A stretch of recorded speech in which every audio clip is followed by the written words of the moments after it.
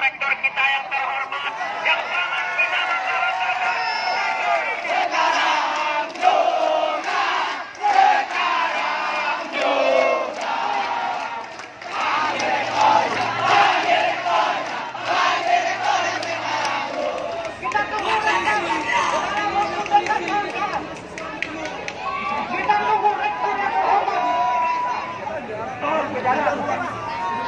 Segala kerendahan hati, saya akan pastikan amankan aksi ini. Jika rektor menemui kami, jika tidak, jangan saya akan masa mengamuk.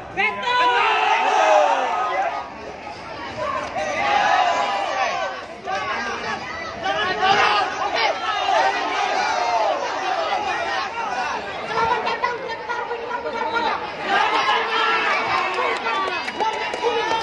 Lakukan pelatihan kepada rektor.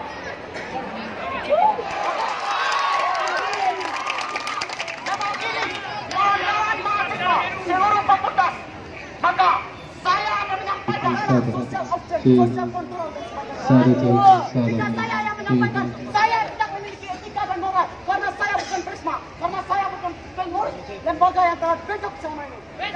Kami menuntut